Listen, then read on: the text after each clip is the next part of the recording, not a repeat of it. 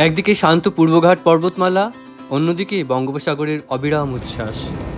একসঙ্গে দেখতে হলে আসতে হবে এখানে। Welcome to Vizag. সীমাহীন সমুদ্র, সোনালী বিচ, পাহাড় এবং অনন্ত আনন্দ, সব কিছুর মধ্যে আমি আপনাদের সবাইকে আমার চ্যানেলে স্বাগত জানাচ্ছি। আজকের এবং আগামী বেশ কিছু ভিডিওতে আপনারা বিশাখাপত্তনমের চেনা অচেনা বিভিন্ন রকম জায়গা দেখবেন। কোথায় কোন স্পট আছে, কীভাবে কম সময়ে দেখা যায়, কোথায় টিকিট বুক করতে হয়, সব তথ্য তুলে ধরবো আপনাদের কাছে। গ্লাস ব্রিজে উঠতে গেলে এক একটা ব্যাচে প্রায় 40 জনকে ছাড়ছে। এছাড়াও খাবার জায়গা এবং কেনাকাটা কোথায় করবেন সব কিছু জেনে যাবেন এই ভিডিওগুলোতে।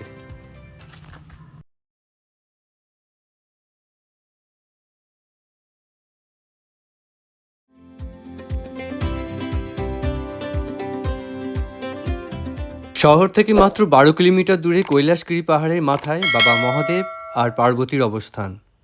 রামকৃষ্ণ বীচকে পাশে রেখে আধ ঘন্টায় পৌঁছে যাওয়া যায় পাহাড়ের মাথায়। তবে রোপওয়েতে যেতে চাইলে কোথায় নামতে হবে এবং টিকিট কাটতে হবে সবই বলবো এই ভিডিওতে। তবে শুধুমাত্র মহাদেবের দর্শনই নয়, আছে প্রচুর অ্যাডভেঞ্চার আর মজা। আর এখানে আপনাদের একটা কথা জানিয়ে রাখি, আপনারা হাতে কিন্তু অনেক সময় নিয়ে আসবেন, কারণ পিক সিজনে ট্রাফিক জ্যামে আটকে পড়ার ব্যাপক সম্ভাবনা আছে।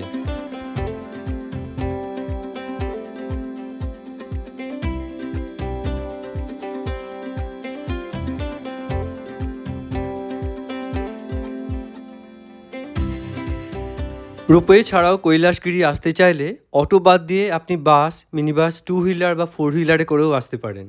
পাহাড়ের মাথায় 100 একর জায়গা জুড়ে রয়েছে কৈলাসগিরি পার্ক। এখানে রয়েছে zip lining, sky cycling, ropeway এবং এখন যোগ হয়েছে গ্লাস স্কাইওয়াক। তবে সব কিছুর নিয়ন্ত্রণ যার হাতে, তিনি হলেন ভগবান শিব এবং পার্বতী। পার্কের মেন গেট দিয়ে ঢুকে দেখতে পাবেন 40 ফুটের উঁচু স্ট্যাচু।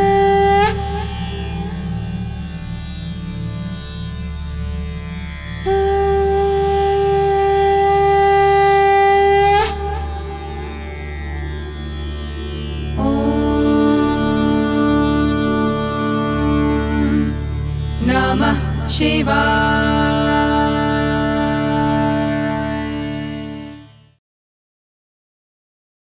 বাবা মহাদেবের দর্শন শেষে আপনারা অবশ্যই এই ভিউ পয়েন্টে চলে আসবেন।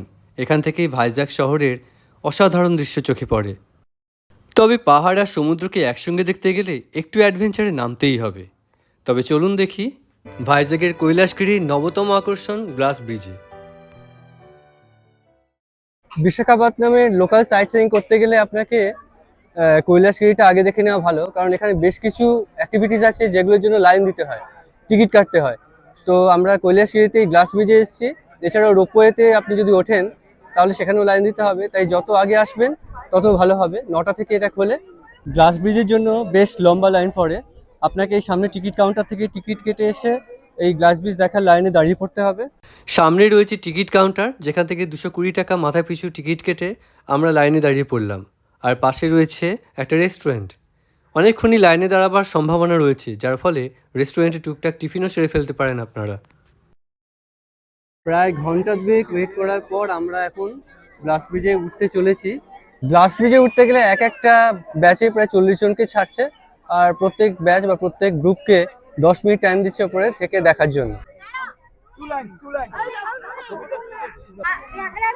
এবার বিশাখাপত্তনমের একটা অ্যাডভেঞ্চারাস অ্যাক্টিভিটি গ্লাস ব্রিজ।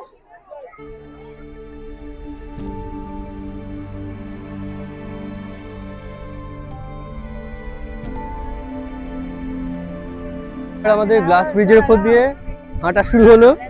একটা এক্সাইটিং অ্যাডভেঞ্চারাস এক্সপিরিয়েন্স, দারুণ লাগে, প্রচণ্ড হাওয়া। আর সামনে 50 মিটার লম্বা গ্লাস ব্রিজ, যার নিচে বে অফ বেঙ্গল, আর তাকে ঘিরে রয়েছে ইস্টার্ন ঘাটস।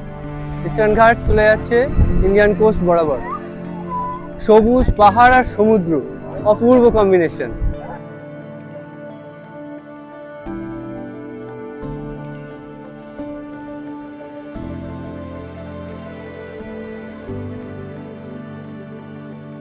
এদিকে পাহাড়, পাহাড়ের কোলে রয়েছে শহর, সবুজ পাহাড়, এদিকে হচ্ছে সীমাহীন বে অফ বেঙ্গল।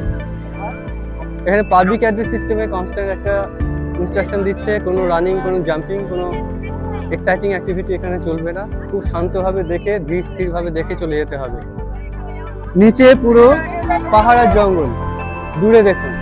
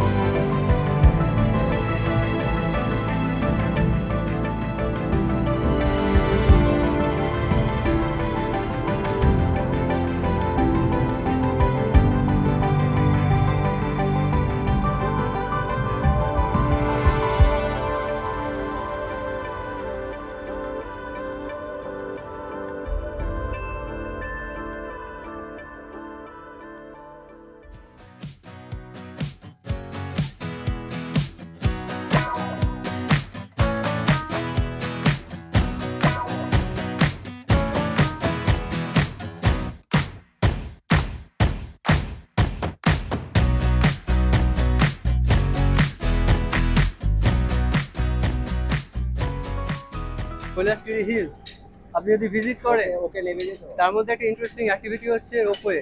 রোপওয়ে দিয়ে নিচ থেকে উপরে আসতে পারেন, আবার উপর থেকে নিচেও যেতে পারেন। নিচ থেকে উপরে আসার টিকিট আমরা পাইনি বা লাইন হবে বলে চেষ্টা করিনি, তো উপর থেকে নিচে যাওয়ার জন্য আমরা টিকিট কেটেছি ওয়ান সাইড, মানে আমরা উপর থেকে নিচে নামবো, পার হেড 100 টাকা। আমরা এবার একটা রোপওয়ের জন্য ওয়েট করছি, এবার নামবো আমরা।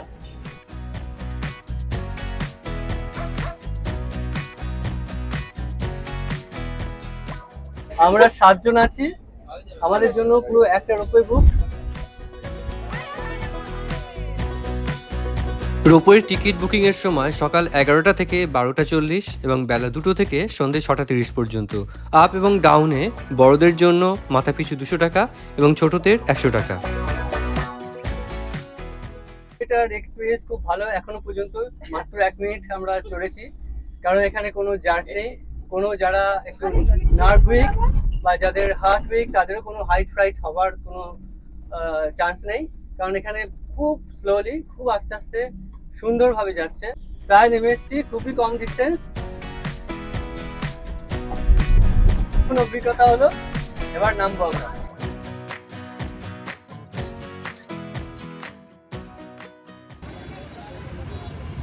রোপওয়ে থেকে নেমেই মেন রোড, আর এখানে ভিএমআরডি হেলথ এরিনার গেটের কাছেই টিকিট কাউন্টার।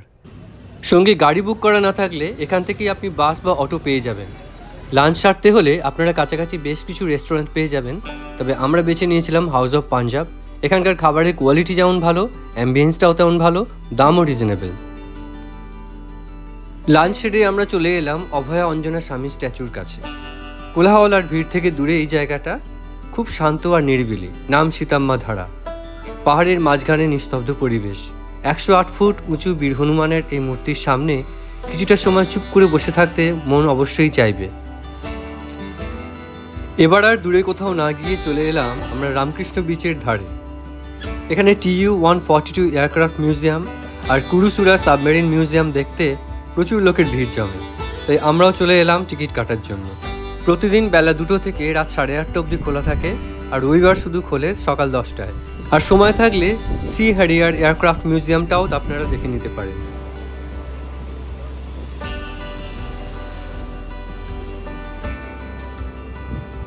ভাইজাগে এসে আরাকু ফিল্টার কফি টেস্ট করবেন না, তা হতেই পারে না। আমরা একটা স্টলে ঢুকলাম, যেখান থেকে কিছু গিফট আইটেম হিসেবে ফিল্টার কফিও কিনলাম।